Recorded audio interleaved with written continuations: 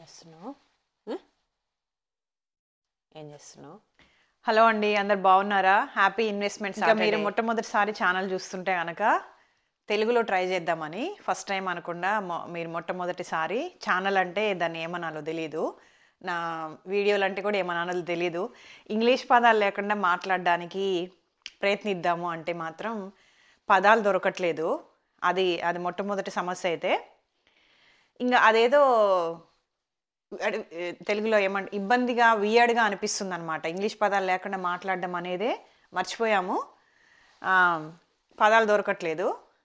ఇంకా మన పిల్లలు ఉన్నారు కదా, వాళ్ళతోటైతే మనం ఎక్కడెక్కడో కొన్ని పాత ఇప్పుడు ఇది ఇబ్బంది ఇలాంటి కొన్ని పదాలు వాళ్ళతో మాట్లాడినా కూడా వాళ్ళకి అర్థం కాదు. ఇంకా మనం కలీగ్స్తో వాళ్ళతో మాట్లాడేటప్పుడైతే ఈవెన్ మన తెలుగు వాళ్ళైనా కానీ మనము టెక్నాలజీ అది మాట్లాడేటప్పుడు అది అది ఇంపాసిబుల్, అది మీకు తెలుసు. సో బాధ అనిపిస్తుంది అనమాట. ఏంది తెలుగే అనేది లేకుండా ఇట్లా అయిపోయింది భాష అనేది. కాకపోతే ఇది ఇప్పుడు ఈ 10-15 సంవత్సరాల్లో వచ్చింది కాదు. నిన్న ఒక సినిమా చూసాము, చిన్న బిట్ అనమాట, యూట్యూబ్లో వస్తే. అది ఎప్పుడుది, చంద్రమోహన్ది 80s మూవీ అనుకుంటా. దాంట్లో కూడా ఆయన ఏం సినిమా అబ్బా అది, పెద్దరికం ఎప్పుడుదండి, చాలా పాత సినిమా కదా. అందులో కూడా ఆయన ఇంగ్లీష్ పదాలతోటి వాడుతుంటే ఏంది అప్పుడు కూడానా అని అనిపించింది అనమాట. సో ఇంకా వెనక్కి వెళ్తే లేదు, ఏదో నాగేశ్వరరావు సినిమా చూస్తే దాంట్లో కూడా ఉందన్నమాట. ఇంకా మనకి ఇంగ్లీష్ పదాలు తెలుగులో కలిపి మాట్లాడడం ఇది ఏ భాషలో అయినా అట్లే ఉంది. ఇప్పుడు ఈవెన్ తమిళ్లో తీసుకున్నా కానీ లవ్ పండ్రే ఇట్లా మాట్లాడతారనమాట. సో ప్రయత్నిద్దాం అన్నగానే అది అయ్యేలాగా లేదు. ఓకే, ఇంకా తప్పదు మనకి. అది మీరు ఫస్ట్ టైం వీడియో చూస్తూ ఉంటే కనుక, నా పేరు స్వప్న, ఛానల్ వచ్చి గార్డెన్ అండ్ ఇన్వెస్ట్ అనమాట. చాలామంది ఇప్పుడు ఉన్న ఈ స్టాక్ మార్కెట్ ఫ్లక్చుయేషన్కి మొత్తం ఇట్లా బాగా చాపీగా ఉన్నాయి కదా, చాలామంది భయపడుతున్నారు, అంటే బాగా ఎమోషనల్గా ఉన్నారు. చాలామంది మెయిల్స్ పెడుతున్నారు, కొంతమంది కామెంట్ కూడా పెట్టారు. దాని గురించి ఈరోజు మాట్లాడదాము. ఏమీ భయపడడానికి ఇబ్బంది పడడానికి లేదు, దీన్ని ఒక ఆపర్చునిటీగా వాడుకోండి. సో దాంట్లో నేను ఆల్రెడీ కొన్ని షార్ట్స్ చేస్తూ వస్తున్నా, ఫ్యూ డేస్గా వరుస పెట్టి. దాని గురించి కొంచెం డీటెయిల్గా వీడియోలో మాట్లాడదాము. ఈరోజు టాపిక్ వచ్చి ఏం చేయాలి ఇప్పుడు ప్రస్తుతానికి స్టాక్ మార్కెట్లో ఉన్న ఫ్లక్చుయేషన్స్ తోటి మనం ఎలా రియాక్ట్ అవ్వాలి, దీన్ని ఒక ఆపర్చునిటీగా ఎట్లా ఉపయోగించుకోవాలనే దాని గురించి మాట్లాడదాం. సో ఫస్ట్ థింగ్ ఎట్లా రియాక్ట్ అవ్వాలి అంటే, ఫస్ట్ థింగ్ అయితే స్లో అవ్వండి. ఫస్ట్ ఆఫ్ ఆల్ మీరు స్లో అయ్యి కొంచెం టేక్ ఎ డీప్ బ్రెత్. ఇదేమీ ఫస్ట్ టైం జరిగింది కాదు. కాకపోతే ఇట్లాంటి క్రాష్ అయితే లాస్ట్ టైం మనకి 2020లో జరిగింది. కోవిడ్ గురించిన న్యూస్ వచ్చి ఇంకా ఏమైపోతుంది, లాక్డౌన్స్ ఇట్లాంటివన్నీ బయటకు వచ్చిన టైంలో ఈ రకమైన స్టాక్ మార్కెట్ క్రాష్ అనేది జరిగిందనమాట. ఇది మళ్ళీ రిపీట్ అయింది. ఇంకా మొన్న అయితే మాత్రము థర్స్డే అసలు ఇంకా చెప్పక్కర్లేదు. అది మళ్ళీ ఫ్రైడే ఏమైనా కొంచెం తగ్గుద్దా అంటే కొంచెం బెటర్ అయింది అని అనుకున్నా. నేను అనుకున్నట్టుగానే కొన్ని బెటర్ అయ్యాయి. కొన్ని నైకీ అయితే ఒక $2 అంత అట్లా పెరిగింది. బట్ కొన్ని పెరిగాయి. నైకీ ఒక ఎగ్జాంపుల్ అంతే. కొన్ని పెరిగాయి కొద్దిగా, ఒక రకంగా పెరగడం అంటే రికవర్ అవ్వడము. ఇంకా లేదు, ఇంకా వేరేవి మిగతా స్టాక్స్ అన్నీ కూడా ఇంకా కూడా పడ్డాయి అనమాట. సో అది పడుతూనే ఉంది. నాది పోర్ట్ఫోలియో అయితే 35-40% దాకా పోయిందనమాట. ఇంకా 401k చూస్తే 401k అట్లే ఉంది. మీరు ఏదైనా కానీ, అది రాత్ కావచ్చు, రెగ్యులర్ ఇది కావచ్చు, 401k కావచ్చు, ఏవైనా కానీ ఇంకా అన్నిటి మీద అఫెక్ట్ అవి. ఇండెక్సెస్ అయినా, ఇండివిజువల్ స్టాక్స్ అయినా, ఈవెన్ బాండ్స్ అయినా, ఇట్లాంటివన్నీ కూడా ఇట్లాంటి అన్సర్టనిటీ అనేది మార్కెట్లో వచ్చినప్పుడు ఏదైనా కూడా దాన్ని మనము అంటే ఇంపాక్ట్ కాకుండా ఇది ఉంది అని అనడానికి లేదనమాట. ప్రతి ఒక్కటి కూడా ఇంపాక్ట్ అయింది. సో ఫస్ట్ థింగ్ వచ్చి take a deep breath and just ఇది పర్మనెంట్ కాదు అనేది ఒకటి మీరు ఒక అండర్స్టాండింగ్ అనేది తెచ్చుకొని దాని గురించి వరీ అవ్వడం ఆపేయండి. ఇప్పుడు మీరు చూస్తే 40-50% ఇంకా మోర్ కూడా, అంటే హైలో ఉన్నప్పుడు కొన్న వాళ్ళైతే కనుక ఇంకా మోర్ కూడా పడే ఛాన్సెస్, అంటే మోర్ కూడా లాస్ అయ్యి పోర్ట్ఫోలియోలో ఉన్న ఛాన్సెస్ ఉన్నాయి. బట్ ఇది పర్మనెంట్ కాదు. మీకు ధైర్యం ఉండి, డబ్బులు ఉండి, ఇంకా మీరు అంటే ఎమోషనల్గా ఇంపాక్ట్ అవ్వకుండా ఇది ఆపర్చునిటీ అని చూసేవాళ్ళు స్లోగా పెట్టుకుంటూ రాండి అనమాట. డాలర్ కాస్ట్ యావరేజ్ అంటారు. అంటే ఏంటంటే మీరు ఒక $100 పెట్టి ఒక 10 స్టాక్స్ కొన్నారనుకోండి పిక్స్లో ఉన్నప్పుడు, లేదా అది $100 ఉన్నప్పుడు, ఇప్పుడు 80 అయింది. దాంట్లో మళ్ళీ కొన్ని యాడ్ చేస్తే ఏమవుతుంది, ఆ కాస్ట్ అనేది తగ్గుతుందన్నమాట. మనకి $100 కొన్న స్టాక్ కాస్త మీరు 90కి వస్తుందన్నమాట. మనం నెంబర్ ఆఫ్ స్టాక్స్ని యాడ్ చేసేదాన్ని బట్టి యావరేజ్ అవుతుంది. రేపు ఇంకా నెక్స్ట్ వీక్ ఇంకొక 20 పడింది అనుకోండి, ఇంకా కొన్ని యాడ్ చేయొచ్చు. సో అది డిప్లో ఉన్నప్పుడు ఏమవుతుందంటే మనం డాలర్ కాస్ట్ యావరేజ్ చేసుకోవడానికి కొన్ని యాడ్ చేస్తూ పోవచ్చు. అదొక ఆపర్చునిటీ అనమాట. సో రేపు అది పెరిగినప్పుడు ఏమవుతుందంటే అది 100కి రాకముందే కూడా మనకి కొంత ప్రాఫిట్స్ అనేవి వచ్చే ఛాన్సెస్ ఉంటాయి అన్నమాట. సో దాన్ని డాలర్ కాస్ట్ యావరేజ్ అని అంటారు. సో ఇట్లా రెడ్ డేస్లోనూ ఇట్లా మార్కెట్ ఇట్లా క్రాష్ అవుతున్నప్పుడు ఏంటంటే మనము ఉన్న ఒకటే స్టాక్ ఉంటే, ఫర్ ఎగ్జాంపుల్ నైకీ అంటే మన దగ్గర ఉందనుకోండి, దానికి మనం తగ్గుతున్నప్పుడు తక్కువలో యాడ్ చేస్తూ వస్తే ఏంటంటే డాలర్ కాస్ట్ యావరేజ్ అనేది తగ్గుతూ వస్తుందన్నమాట.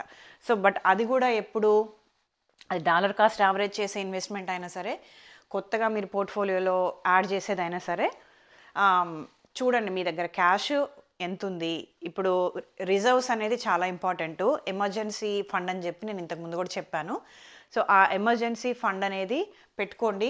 ఇంకా ఇట్లాంటి అన్సర్టన్ టైమ్స్లో ఇంకొంచెం రిజర్వ్స్ పెంచుకోండి అనమాట. 6 months సరిపడా మీకు రిజర్వ్స్ అనేవి పెట్టుకొని ఈవెన్ 1 year ఉంచుకున్నా కూడా బెటర్ అనమాట.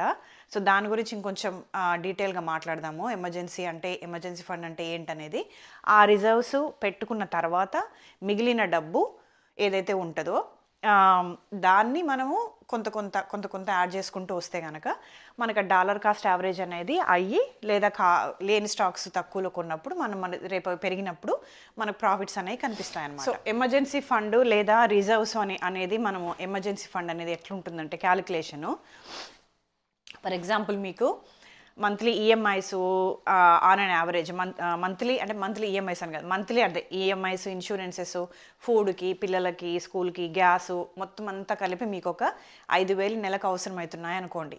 అన్నీ కలిపి అనమాట. ఇప్పుడు ఎందుకంటే ఒక నెల ఎక్కువ అవసరం ఉంటాయి. ఇన్సూరెన్స్ మనం ప్రతి నెల కొనం కాబట్టి ఒక సంవత్సరంలో మొత్తం 1 year మొత్తం క్యాలిక్యులేట్ చేసి ఆన్ అండ్ యావరేజ్ ఒక నెలకి మీకు ఎంత అవసరం అవుతుంది. 5,000 మీ కుటుంబానికి, మీకు ఒక 5,000 బడ్జెట్ అని అనుకుంటే కనుక ఆ 5,000ని 6 నెలలకి 5 6ల 30,000, మినిమం 30,000 మీరు ఎప్పుడు క్యాష్ రిజర్వ్స్ అనేవి పెట్టుకోండి అనమాట. ఇంకా అడిషనల్గా రెంటల్ ప్రాపర్టీస్ కానీ ఇట్లాంటివి ఏమన్నా ఉన్నాయి అన్నప్పుడు వాటి ఈఎంఐస్ కూడా మనము పెట్టుకోవడం బెటర్ అనమాట. ఎందుకంటే సడన్గా అది మార్కెట్లోకి వచ్చింది, వేకెంట్ అయిపోయింది అనుకోండి, అలాంటప్పుడు మనము ఈఎంఐ మనమే ఓన్గా మనం కట్టుకోవాలన్నీ చేయాలి కాబట్టి సో మొత్తం అంతా మనకి ఎంత అవసరం ఉంటుందో క్యాలిక్యులేట్ చేసుకొని దానికి ఒక 6 నెలల డబ్బు రిజర్వ్ చేసి పెట్టుకోండి అనమాట. సో అది ఎమర్జెన్సీ ఫండ్ కింద ఉండాలి. దాంట్లో నుంచి ఎప్పుడు తీసి స్టాక్ మార్కెట్లో ఇన్వెస్ట్ చేయొద్దు. ఈవెన్ ఇంకా next 1 year stock market 10 times అవుతుంది అని చెప్పి ఎవరైనా చెప్పినా కూడా మీరు నమ్మకండి. అవ్వచ్చు, కాదని నేను అనను, కానీ ఈ ఎమర్జెన్సీ ఫండ్లో నుంచి తీసుకొని వెళ్ళి స్టాక్స్లో పెట్టడం అనేది it's not a good idea. And ఇంకో సెకండ్ థింగ్ వచ్చి ఏంటంటే అప్పు అనమాట. అప్పు చేసి ఎప్పుడు స్టాక్ మార్కెట్లో ఇన్వెస్ట్ చేయకండి. మీకు ఈరోజు అనిపించింది అబ్బా 40% పడింది ఈ స్టాకు, క్వార్టర్లీ ఎర్నింగ్స్ రిపోర్ట్ వచ్చింది, ఆ రిపోర్ట్ బ్యాడ్గా రావడం వల్ల 40% పడింది, రేపు 10% రికవర్ అవ్వచ్చు, ఈవెన్ ఈ 40% కూడా నెక్స్ట్ 1-2 weeksలో రికవర్ అవుతుందని మీరు నమ్మినా సరే, మీరు ఇట్స్ బెటర్ లూజింగ్ ఆ 40% ప్రాఫిట్స్ అనేవి మీ ఇమాజినేషన్లో ఉన్నవి లేదా మీ బిలీఫ్లో ఉన్నవి లూజ్ అయ్యేది better than investing the borrowed money అనమాట. సో ఎప్పుడైనా కానీ బారో చేసుకున్న మనీని ఇన్వెస్ట్ చేయకండి. తప్పనిసరిగా రిజర్వ్స్ పెట్టుకోండి. బారో చేసుకున్న మనీని ఇన్వెస్ట్ చేయకండి. ఇంకా ఫర్ ఎగ్జాంపుల్ ఒక 2 monthsలో 3 monthsలో లేదా నెక్స్ట్ 1 yearలో మీరు పిల్లల ఫీజు కోసము ఏదన్నా సేవ్ చేసి పెట్టారనుకోండి, ఆ కాలేజీలో ఉన్నవి ఆ కాలేజ్ అకౌంట్లోంచి, కాలేజ్ అకౌంట్ కావచ్చు లేదా కాలేజ్ కోసం అని ఫీజు పెట్టుకుని ఉన్నారనుకోండి పిల్లలకి, అది తీసి స్టాక్లో పెట్టకండి. దానివల్ల 2 రకాల ఇబ్బందులు ఉన్నాయి. ఒకటేంటంటే మీరు ఇక్కడ ఈ మార్కెట్లో లూజ్ అయ్యే ఛాన్సెస్ ఉంటాయి. అంటే నేను పెట్టింది స్టాక్ మార్కెట్లో పెట్టిందంతా వెళ్ళిపోతుంది, మీకు ప్రాఫిట్సే రావని నేను చెప్పట్లేదు. బట్ ఆ టైం అనేది మనం ప్రెడిక్ట్ చేయలేము మార్కెట్లో. అది నెక్స్ట్ 2 years పట్టొచ్చు ఇది రికవర్ అవ్వడానికి. బట్ ఈ 2 years లోపల మీరు అమ్మాల్సి వచ్చింది అనుకోండి, you have to take lot of loss అనమాట.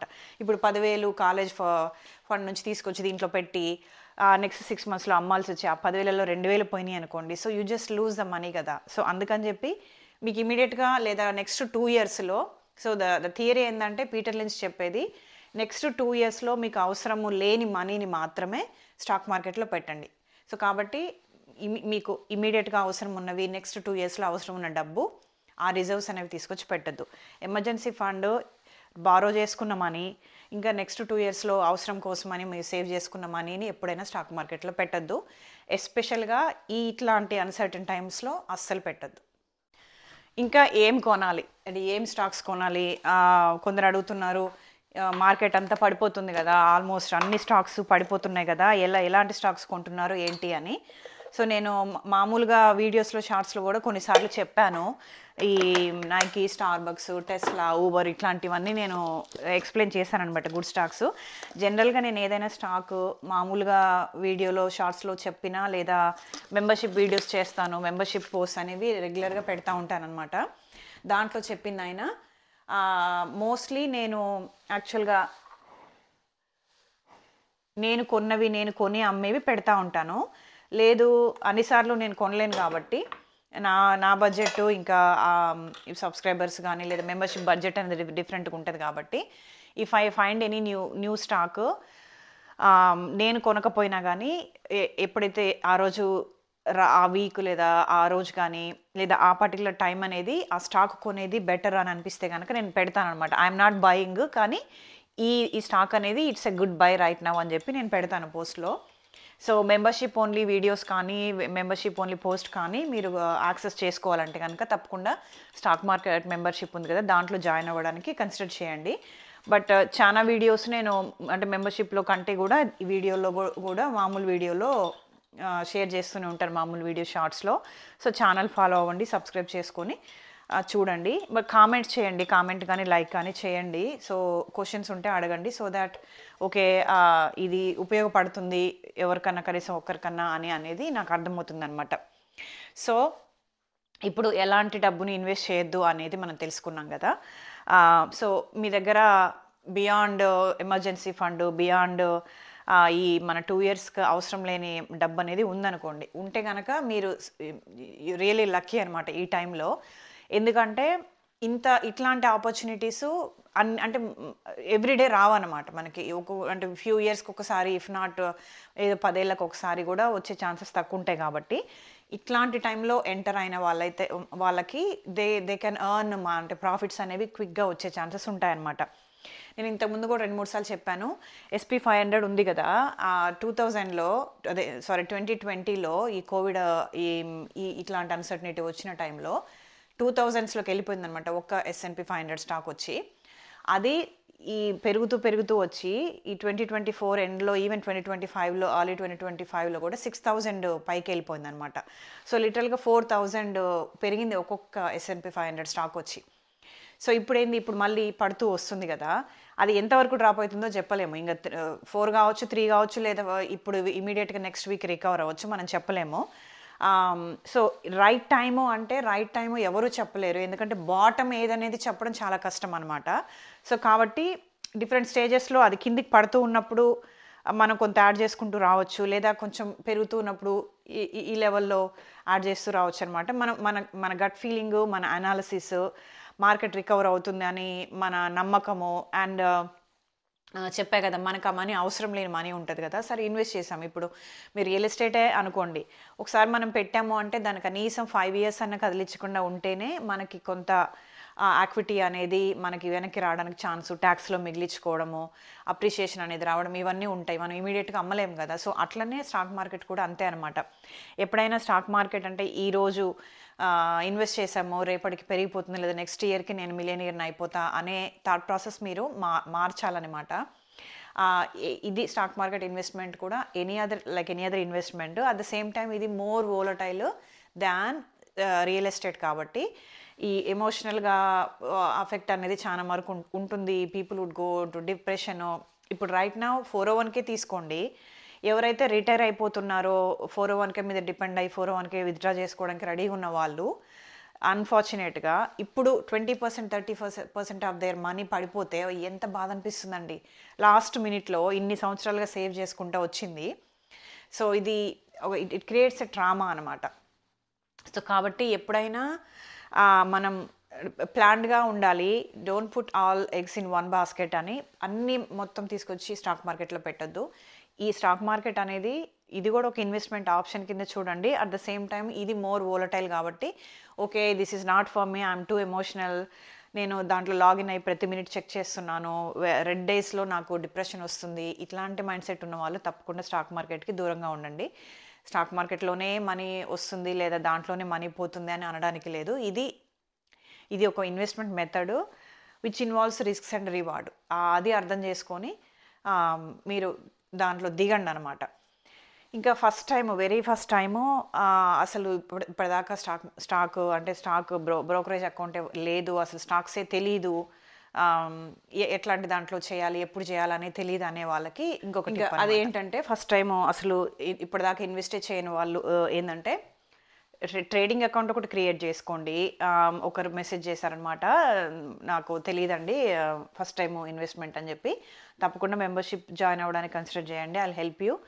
ఎట్లా ఏ ట్రేడింగ్ ఏ బ్రోకరేజ్ దాంట్లో అకౌంట్ క్రియేట్ చేసుకుంటే బెటరు, అది ఎప్పుడు ఇన్వెస్ట్ చేసుకోవాలి, ఎంత ఇన్వెస్ట్ చేసుకోవాలి అనేది I can guide you. So account create చేసుకోండి. డబ్బులు మీరు ఒక 10,000 చేద్దామని అనుకున్నారు అనుకోండి, లేదా 100K చేద్దాం అనుకుంటే ఆ డబ్బులు దీంట్లోకి బ్యాంక్ అకౌంట్ నుంచి దీంట్లో ట్రాన్స్ఫర్ చేసుకొని రెడీగా పెట్టుకొని కొంచెం ఇప్పుడు మార్కెట్ అబ్జర్వ్ చేసి ఇంకా కూడా పడే ఛాన్సెస్ ఉన్నాయి కాబట్టి you can wait or you can start buying slowly అనమాట. సో తొందరపడి అందులో వెరీ ఫస్ట్ టైం దాంట్లో దిగేటోళ్ళు ఏంటంటే ఇంకా ఎక్కువ ఎమోషనల్గా ఇంపాక్ట్ అనేది ఉంటుంది, వాళ్ళు ఇమ్మీడియట్గా డైజెస్ట్ చేసుకోరు కాబట్టి so one day at a time అనమాట.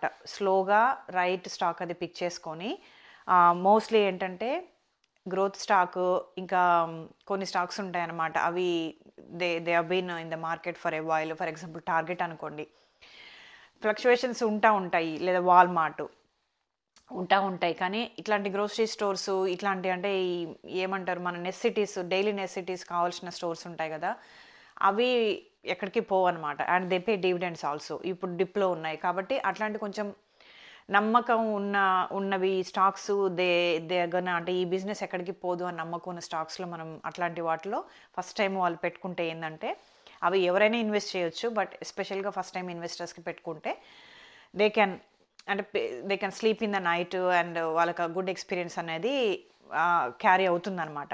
సో ఫస్ట్ టైము ఈ 10,000 పెట్టేసి నెక్స్ట్ డే వచ్చి చూసరికి అది 8,000 ఉండి 20% వన్ డేలో లాస్ లేదా 1 వీక్లో లాస్ అంటే ఇది తీసుకోవడం చాలా కష్టం. కాబట్టి స్లో అండ్ స్టడీ అర్థం చేసుకుంటూ ఉండండి. అండ్ యూట్యూబ్లో చాలామంది చాలా వాళ్ళ ఒపీనియన్స్ చెప్తూ ఉంటారు, లైక్ మీ.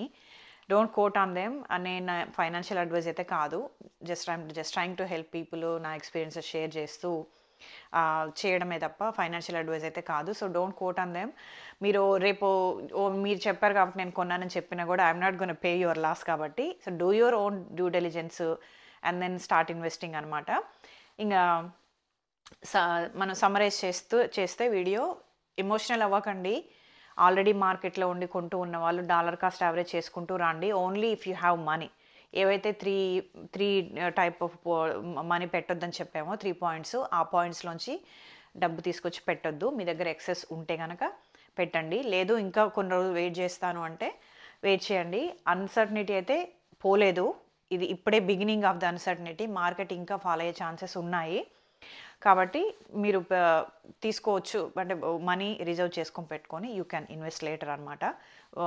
మార్కెట్ని మానిటర్ చేస్తూ రావచ్చు అనమాట. సో అది ఈరోజు వీడియో.